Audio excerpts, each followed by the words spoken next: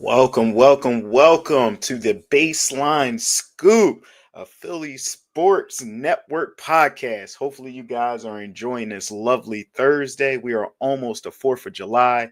And just like with 4th of July with fireworks, of course, the Sixers had to join in. So I know all you guys have been tuned in and very eager during a very tumultuous, maybe we'll say, free agency thus far in signings and everything. So, it's been a week, guys. So we might as well just get right into it. How are we feeling so far?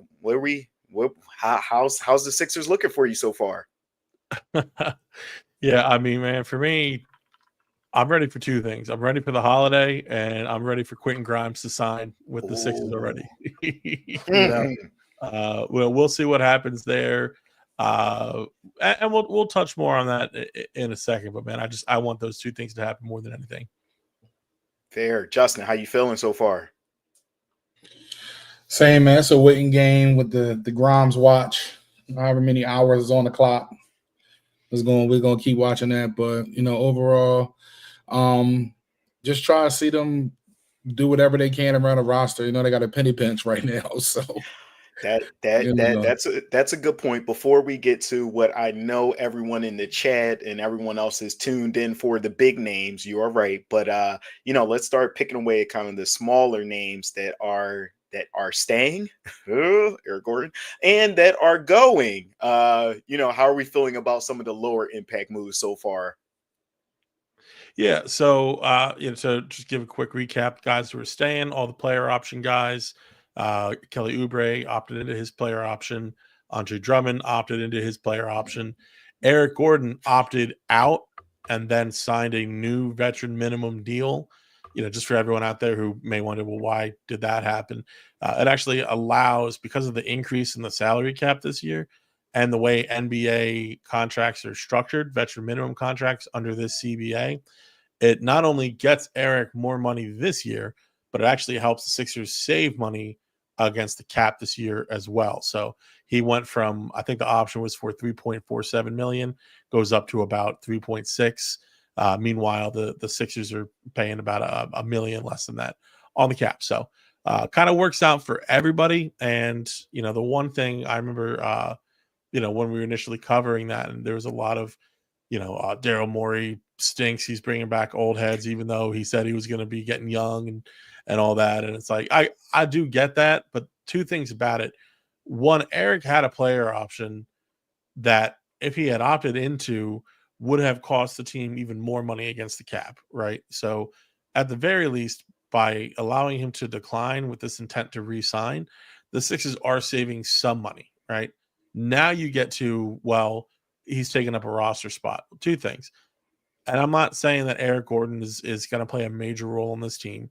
He showed the tank's not empty last year before he got hurt, and I think that will play some value. But the greater value for Eric Gordon on this team is when you look at his relationship with VJ Edgecombe, the Hmm. number 3 overall pick, right? Both from the Bahamas, they have a relationship already coming in. Daryl Morey made a direct comparison between the two. They're actually a lot more similar than people realize coming out of college, in the sense that they both had a good amount of athleticism. VJ even more so, but they struggled with that type of ball handling to the level that you want, a lead offensive option to have. Not that they are bad with the ball in their hand, but for a guy like VJ, for him to develop that star potential, he's got to up that ball handling ability, obviously, right? And then on top of that, finishing and shooting were struggles for Eric coming in from college as well. So, you look at the comparisons between how Eric Gordon needed to improve and how VJ does need to improve, and you look at that over the course of, well, Eric Gordon was eventually able to figure that out, and they do have this relationship. I'm totally okay with that. Now, if you talk about potentially bringing back a guy like Kyle Lowry, then we can talk about too many old heads on the roster and all that stuff. But and that's nothing against Kyle. That's just purely against it's a numbers game at a certain point. But Justin, I don't know. Do you agree with any of that, or are you feeling some type of different way? No, I agree with all of that. I do think that the young guys, having some of those younger guys available, will help with Eric Gordon's minute load, because I do think there was a point in time he probably was playing way too many minutes for this team. But I don't know what it was, but it was like the first, like, I don't know, 2 months of the season, it feels like, or maybe a little bit more. It was just like he could not hit a basket. Then all of a sudden he just caught fire on like pick and pops, and he's just like shooting 38 footers, and they're just like straight cash. And you're like, damn, I forgot he could play. Yeah. So it's like, I'm not super mad at it. It's obviously they're gonna do some things to one appease their pick that who they think is going to be a cornerstone going forward in VJ Edgecombe. And then, that relationship, it doesn't hurt. I mean, there's a lot of people in this league that are still in this league for veterans. We can talk about Udonis Haslem and James Johnson being in the league forever for just being vets, right? So, like, I think ultimately it's good for that. The player option guys, you knew they weren't going to turn down free money, essentially. But in the grand scheme of things, for Kelly, he's more of a fit here going forward. Obviously, things could change, but Drummond, on the other hand, there have been rumors and reporting that they have been trying to salary dump him since he accepted his player option. He did not have a good year last year. He was also very hurt, and then when he was playing, he wasn't nearly as good as the expectation, that the entire city and the organization had for him, based on his previous stint with the Sixers. So, I mean, it just seemed like he would play, then his turf toe would come back, he would miss 5 games, and then he would come back and play. So it was just no consistency. So it'll be interesting to see what happens with the roster, but he's probably going to be fighting with Bona for the backup minutes for Embiid going forward. Yeah. So before we get back to Jordan, I just want to shout out my guy Martian Lynch. I see him in the chat there active. What's up, Martian? Anyone else in the chat, shout you out as well. Be sure to let us know if we know what we're talking about or not, and let us know your opinions on the Sixers, of course, as well. But Jordan, Justin, you talked about the possibility of moving on from Drummond. Jordan, how do you feel about the idea of possibly moving on from him when we don't know really anything about Joel for next season? Zach, it's funny because me and Justin were just talking about this, and out of the two, we just talked about Tsunami Poppy, or Kelly Oubre, as we know him affectionately as, and Drummond. And for one of those, Kelly, I believe, is one of those fan favorites, and it's almost like I almost want to break it down, because we'll talk about this later about another fan favorite that went. But I do see that them two being packaged up and them really moving forward as far as getting a forward that they can really use. Now, as far as a backup center, like what you were just speaking about, Zach, you guys are the feet that's on ground. And, I don't know what Bona is looking like right now. I mean, you guys give us a little bit of an input there. As far as, some of them targets that are out there, we've seen a lot of names that have been floating around, but I mean, to be honest, I think that we've seen the miles on Drummond. And I think, as opposed to other players like Eric Gordon, or as Martian was mentioning in the group of, high paid security like Udonis Haslem's and things like that. I think we have seen the last of Drummond in an active backup role. And I think he will probably get moved on from that, just because as opposed to Eric Gordon, which you just talked about, of having that leadership need and things like that. I don't think Drummond fills that for us in any capacity. And then, if he doesn't really have any miles on the court left, unfortunately, I think he's not going to see too many playing minutes. But Justin, I mean, yeah, I mean, I don't know. I think the way this organization works, and we'll actually find out more as the season goes on. We'll hear from training camp. I feel like this organization gives the vets a chance to try to prove themselves before handing it over to the young guys. Unless the young guys come in and like Jared McCain did. He came in, and I mean, it was like the perfect storm. Eric Gordon wasn't playing well. Kyle Lowry was hurt, so it was like he had to play, and he took the minutes and the reins away from those guys, and made himself a part of the potential, I won't say cornerstone, but a potential piece of the roster going forward. that, the organization wants to make moves around. So, unless one of the young guys, kind of take the bull by the horns, I do think that we'll definitely see Andre Drummond get some minutes early on, and then we'll see from there. But Kelly, unless he's moved, he'll probably be starting, or unless they get another forward, he'll probably be starting alongside Paul George as that 3-4 forward tandem. And he does bring point of attack, driving. He was one of the only people that dunked besides KJ Martin. The Josh Hart effect. So it's just like one of those things where it's just like you're like, he serves a purpose, but he plays much better when Embiid is on the court because he's the only one that kind of, roams back door from that baseline and try to get those easy dunks and then drop-ins, duck-ins. So, I feel like he plays much better when Embiid on the court, but, ultimately we'll see what happens with those guys that opted in. Yeah. Everything that I've heard so far, really two things. You talked about Adem Bona. Great things heard about Adem Bona so far. I know he's been at practice. Unfortunately, I've been absent from practice this week, but I know Bona's been actually looking pretty good from range. Granted, it's open gym, so we listen, man. Sixers fans know about open gym and what little that means in a live environment, right? But still, he's looking pretty good open gym so far, and he really impressed towards the end of last season, right? He's got his deficiencies, but there's really a lot to like about a guy like Adem Bona. So I don't think Philadelphia is worried at all about him carrying a decent amount of backup minutes. It's just, well, this is a particular situation where you're going to need somebody who can start 30 or 40 games, right? So that's where you really got to figure out, well, what's the plan with this team? Is Andre Drummond that guy?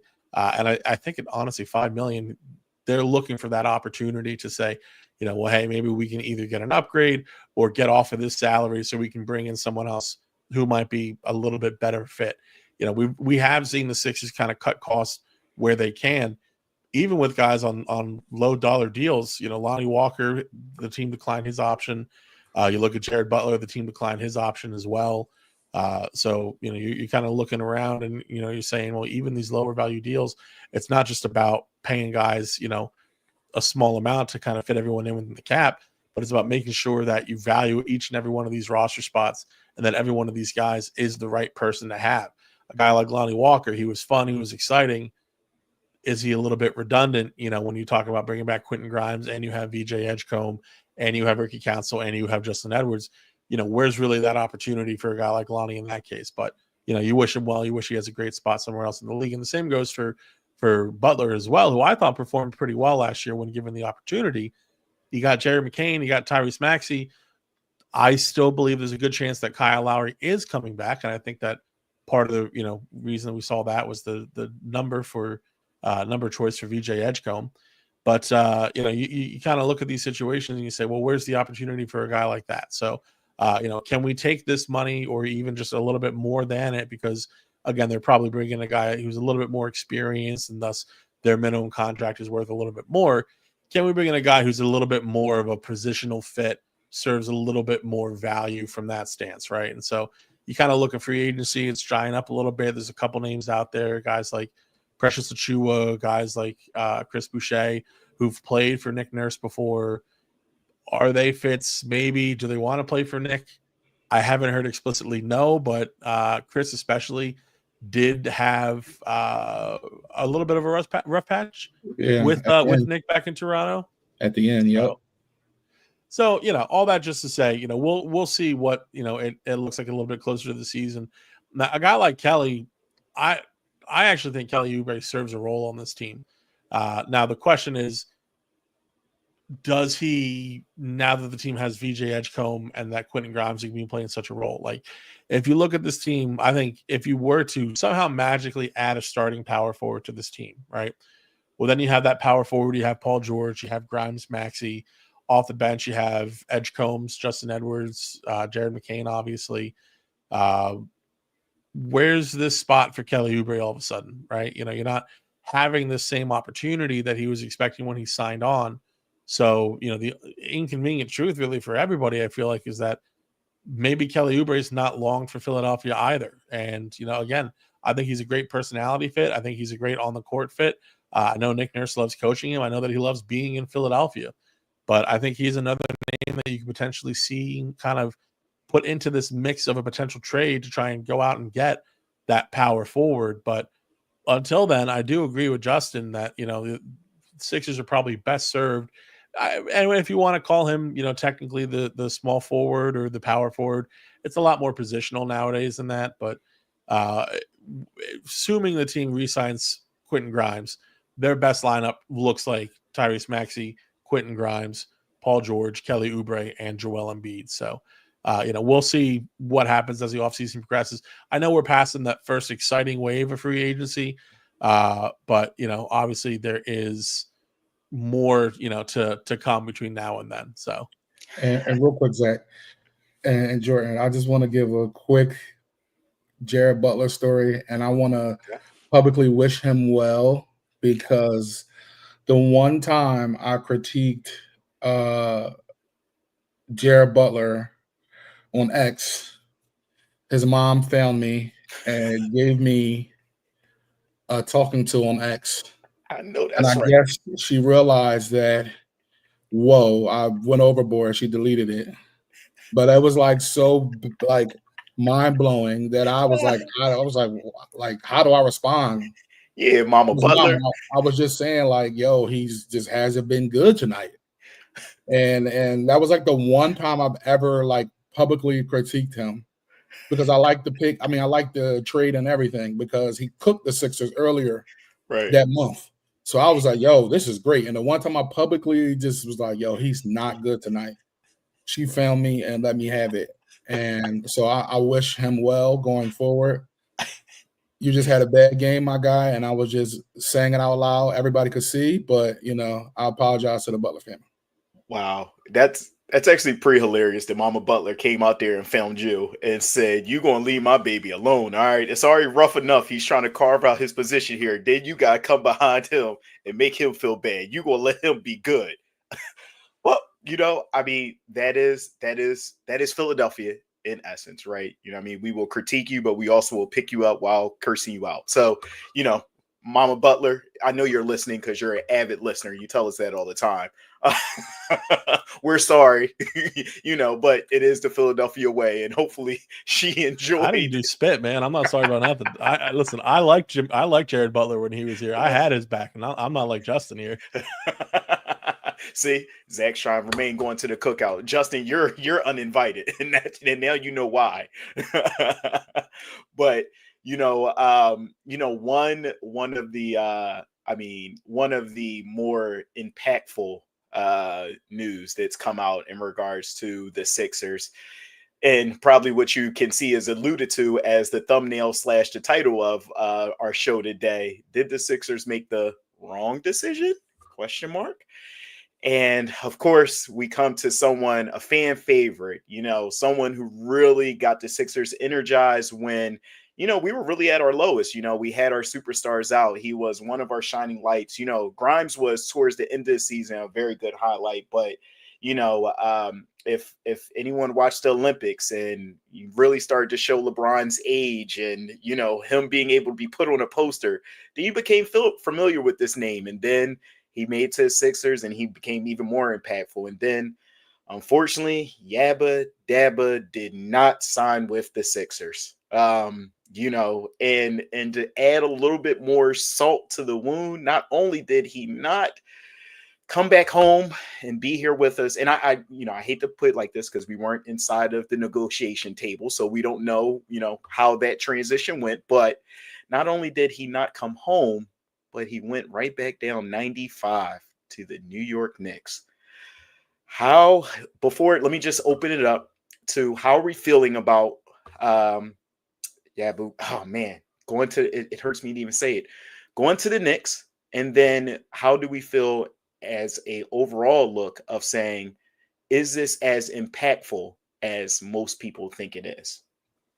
I appreciate your vamping while I get that sun out my face, but but so the whole thing, right? Well, let's start with what we know, right? From everything that's been reported, from everything around the league, it seems very clear that this is a bit of a timing issue, right? And it's important to make known that this did not have to happen. And what I mean by that is if let me be clear and concise with this. Effectively, what happened is Philadelphia needed the theoretical space to know what Quentin Grimes was going to require in terms of salary before officially making a deal with Guerschon Yabusele. And the reason is that they would have needed to use an exception that would have triggered a hard cap for them for this season, right? So because they would have triggered that hard cap, they then would have been locked in at only X amount of dollars that they could offer at most to Quentin Grimes. Whereas now they can sign or match him to effectively any amount, but they'd be locked into a lower end and they'd lose a lot of negotiation power in those talks, right? That's the reason why Philadelphia reportedly did not make the same offer to Guerschon. And I want to make that clear, is that it seems as though it's a matter of they did not make that offer to Guerschon. It's not that they didn't want Guerschon, it's that they effectively could not offer it to him without knowing what, they effectively chose Grimes over Yabusele. There's no other way to say it, right? So, when you look at this, it's kind of reminiscent, but also pretty different than the Tyrese Maxey situation from last season, right? So Tyrese Maxey needed that extension, obviously, or he was up for that extension. Everyone knew that he was worthy of that max extension, but the Sixers were obviously trying to land Paul George, right?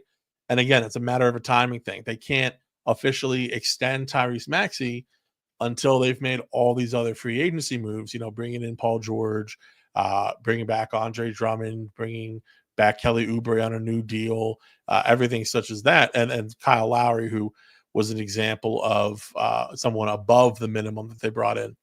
So you can't make the Tyrese Maxey deal until you make all those other deals, right? Well, it's kind of the same case here with Guerschon Yabusele, or even rather, you can even say Quentin Grimes. Only the matter is, like, the level of importance of a player is just drastically different between Tyrese Maxey and Guerschon Yabusele. There's just no other way to put it, right? We loved Guerschon. We all love Guerschon. The Sixers loved Guerschon. Guerschon loved being here. If all else were equal, I think Guerschon Yabusele would be in Philadelphia right now.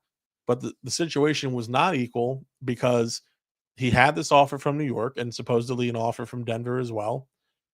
And theoretically, if he were patient and if things worked out with Quentin Grimes, he would have that same offer from Philadelphia. But at that time, he did not have that offer. And if he were to wait, we see how fast free agency moves. These offers dry up. Maybe New York isn't still there. Maybe Denver isn't still there.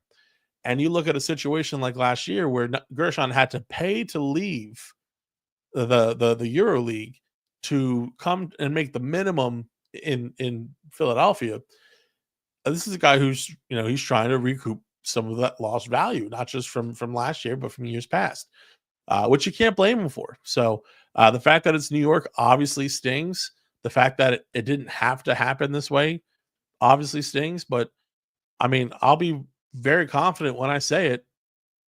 Choosing Quentin Grimes over Guerschon Yabusele is absolutely the right decision. If you guys feel differently, you let me know. But when you look at the not only the age, but the ability, the fit, everything with Quentin Grimes, it's a no-brainer that Quentin Grimes is the right decision over Guerschon Yabusele in this case.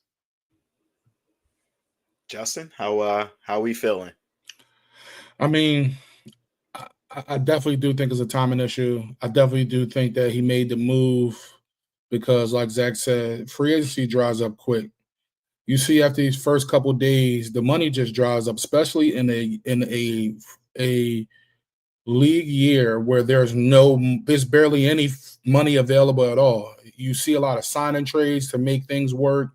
You don't see just a lot of teams with cap space, and the teams that had theoretical cap space, Brooklyn started taking on contracts, for assets. Detroit, they're trying to move some of their money around. So it's like no real teams had money anyway, right? So to get his, I guess he would get the mid-level exception, or Zach can correct my verbiage, or buy-in, whatever exception it would be to get him close to that $12 million that he was looking for. Sixers had it, but like you said, they just had to wait on Grimes and had to do that. So I do understand that from his standpoint. I think it's a fight online about his impact. I do think his ability to play the stretch five in particular situations will be missed. It allowed Tyrese Maxey to have driving lanes and kick. It allowed for him to Grimes. He probably overshot what he really has done in his entire career, even in the EuroLeague. But that was the ability that he had to have free range to shoot those threes. So that helped with his confidence. His shooting could fall off a cliff when he gets to the Knicks, depending on how he plays. I mean, the way they play over there is pound the ball, pick and roll, with Jalen Brunson. So we'll see how it is. But he was an asset. He will be missed in some capacity. But at the end of the day, he had to do what's best for him, and the Sixers had to try to make sure that they do their best to re-sign Grimes, and hopefully they can find another way to get a power forward, on the roster, that has a little bit more size and rebounding aspect. I'm sure if Guerschon stayed, he probably would have started at power forward with Embiid. But it is what it is. He'll get his, when he returns, he'll get his little clap and standing ovation, and then as soon as that's over, he will get booed out the building. So I mean, it's just a part of being a former Sixer and a fan, unless for some reason JJ Redick gets an applause everything, but he's not a player anymore, so that's probably why. But yeah, I just feel like it is what it is. It wasn't a mistake. They just had to prioritize, and he happened to fall second on the priority list. And I just want to shout out Open Gym and AB in the chat as well, talking about Yabu and Grimes. I'm with you, AB. They got to bring Grimes back. So yeah. Well, and here's one other thing I'm just going to kind of just throw out into the ether real quick. They have to, whatever happens with Grimes, they have to nail this move, right? So what does that mean other than bringing back Grimes and especially bringing back Grimes at a decent salary figure? There is the slight possibility, and I don't think this is what Philadelphia prefers. I don't think this is what Quentin Grimes prefers. There is the slight possibility of a sign and trade for Quentin Grimes, for him to go elsewhere and for Philadelphia to bring back something else, whether it's a player and a pick, trade him into an exception and get a pick back. Like, these are all possibilities. I don't think it's the preferred method for any of these, parties involved, but Kuminga. It's a possibility, man. Absolutely not Kuminga. Listen, don't help me. If this whole thing turns into Jonathan Kuminga, I mean, I might turn in my gun and badge. I'll be honest with you. But much love to Yabusele. They do obviously need to replace that shooting, that size, that rebounding. They need to get better defensively at that spot too, which is something that was true with or without Yabusele. But it's a long offseason. There's still time. So that actually transition brings me to another great point.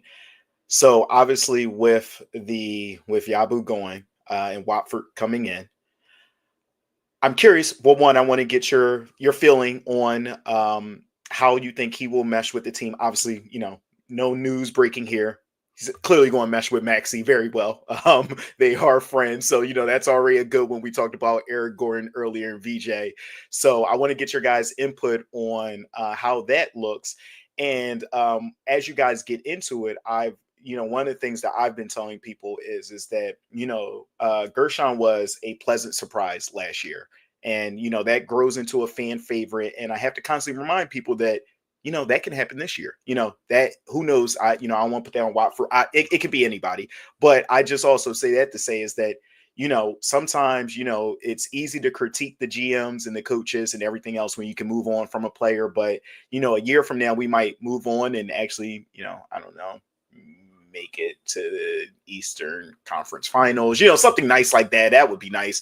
And go back and say, hey, that was a smart move. It hurt at the time, but here we are. So I did want to get your guys' pick on, your intake on, bringing in Watford and what you think that looks like. Yeah, so I mean, I'll kick us off here. I'm a huge fan of Trendon Watford. I have been for years.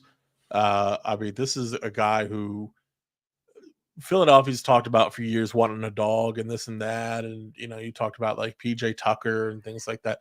Like this is a 24-year-old prime pup with a bite as bad as his bark. Like, I mean, like this is a guy who he's had experience, and he talked about this a little bit. Like I said, I wasn't at practice, but I got a man on the inside who helped me out with some of what he had to say at practice. Talked a lot about his IQ. Talked a lot about playing with stars like Damian Lillard. Right, bringing that over now to Philly, where you're playing obviously with Maxey, who again he's close friends with, who's a star, a la that Damian Lillard type. You're playing alongside Paul George. You're playing alongside Joel Embiid. So, I'll kick this off by saying, don't expect him to come in and be suddenly this starting power forward who solves all the problems of what Philadelphia's looking for. That's not why Trendon Watford's here. He's going to provide a lot, but he's not going to provide that, right? What he will provide, again, high IQ player, a lot of quality playmaking, from like secondary, tri-terry playmaking, a lot of playmaking from the high post as well. Something that Philadelphia really lacked last season, especially without Joel Embiid healthy. So this year, with or without Joel Embiid, you're going to have a guy who's going to be able to do that. He can operate out of the dunker spot. He can keep a defense honest as a shooter, but he's not, he's not going to be creating his own shot from three. He's really more so going to be hitting maybe a late shot clock situation or a corner three wide open, things like that. But he'll draw attention at least from the defender. So I'm pretty confident in that. And then also, he's one of the most versatile defenders in the entire NBA.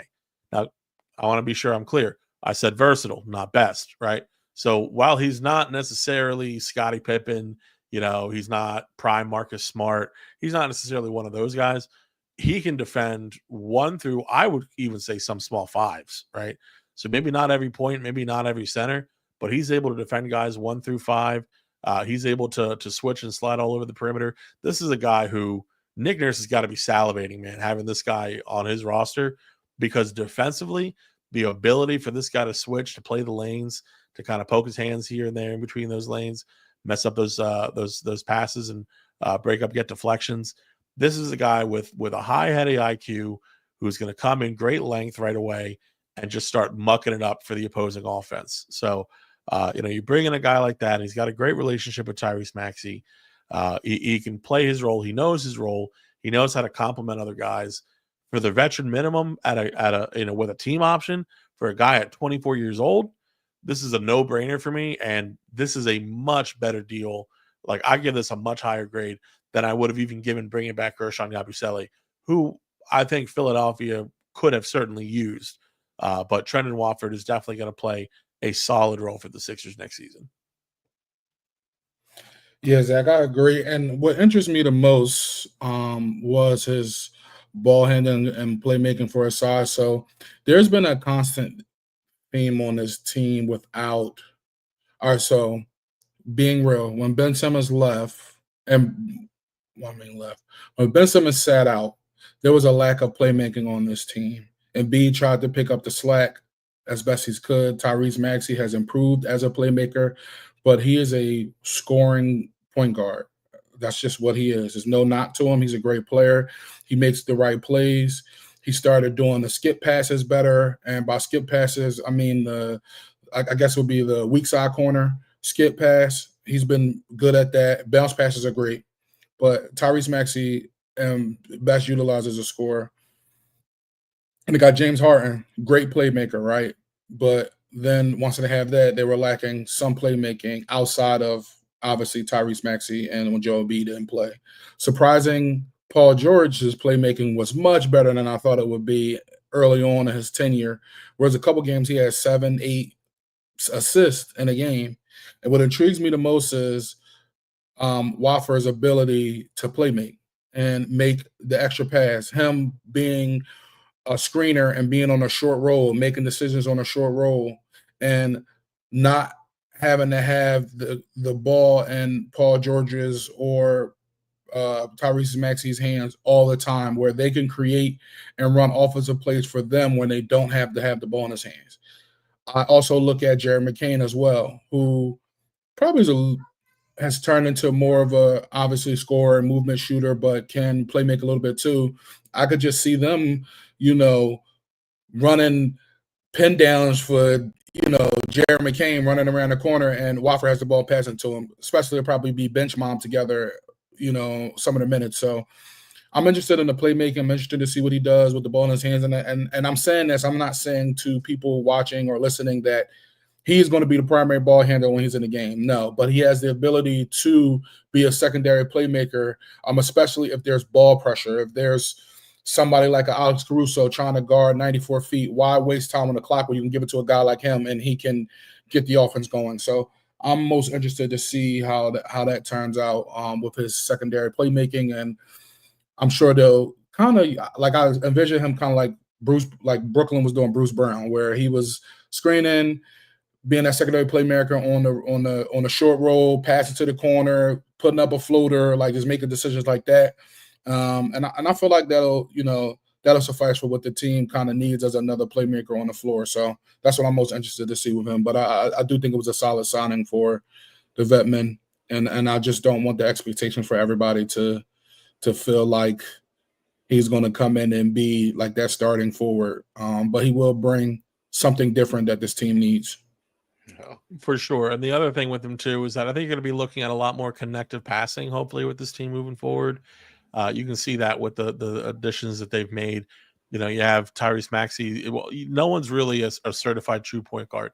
Tyrese Maxey, solid connective passer. Jared McCain, solid passer. Paul George, same as well. Quentin Grimes, former point guard in high school. A lot of people don't know that. Solid passer. Trenton Watford, another guy.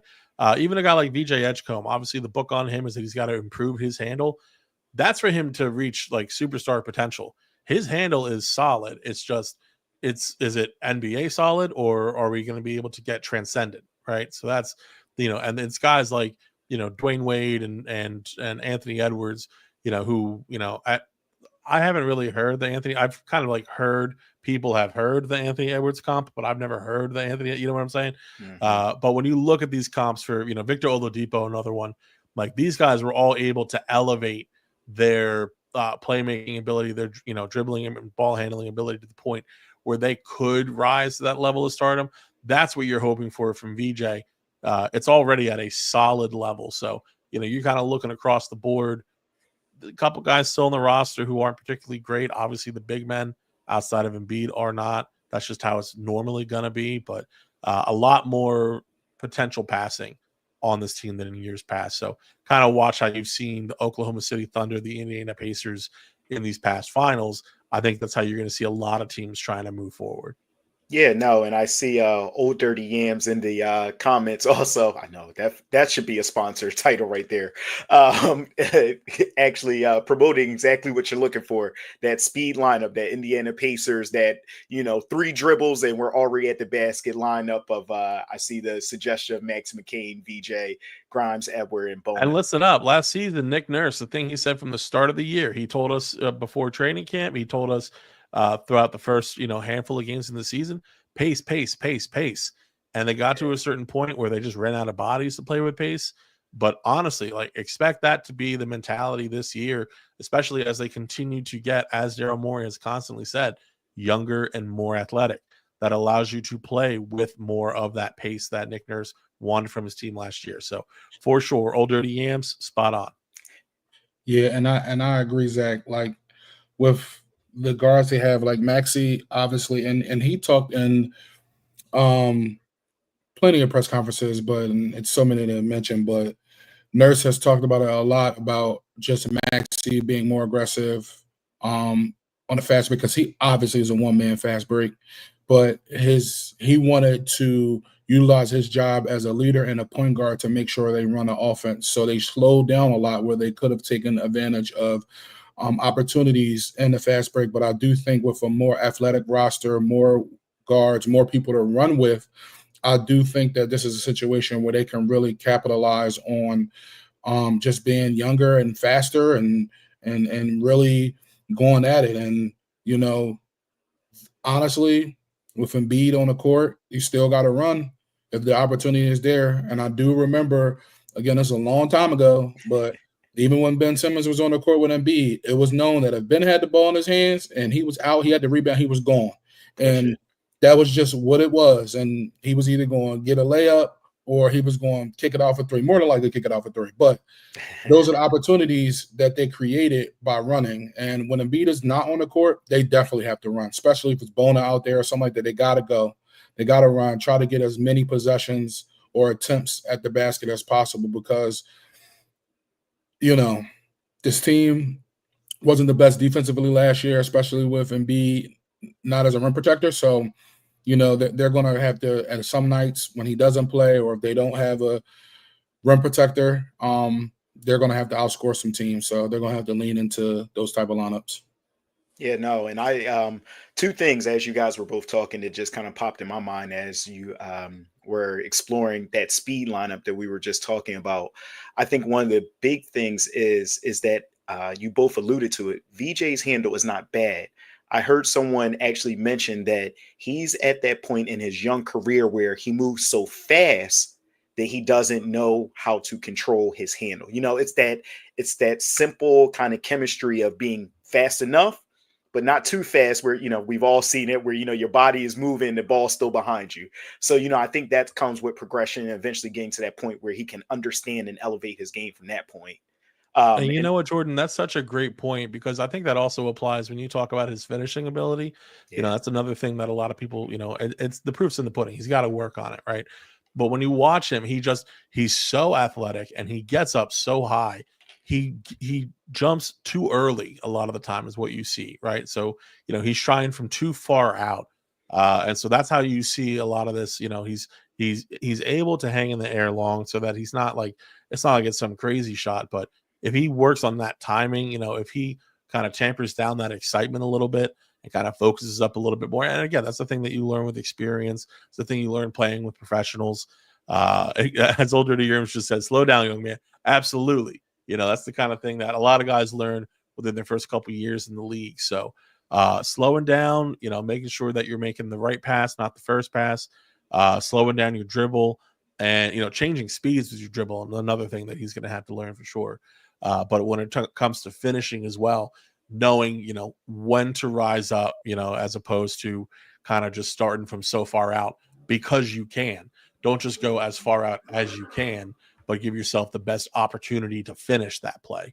So just I wanted to shout out because that was a perfect point, Jordan.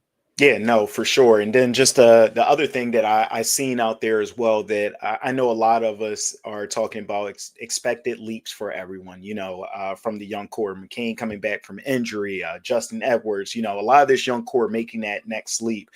And I think this is, and it speaks to the testament of how much he has ascended so quickly. No one's really speaking about Maxi's next leap. You know, every year we always talked about, oh, Maxi's next leap this year. I think he's such an elite level that now it's more so refining. But the one thing that I did hear where we're talking about taking a next leap is that leadership. And I think that leadership will definitely come in hand. Some people have seen it as like a kind of slap in the face to Embiid of saying that Maxey needs to be that leader. But to be honest, I think we've all talked about it. Embiid's going to have some nights off. And Maxey is the young rising star. And I think that he is going to have to be that leader, not only for the team, but also as well for that young talent that we're talking about, because he's going to have to be that floor general. Justin, you alluded to it, that he's not your stereotypical point guard.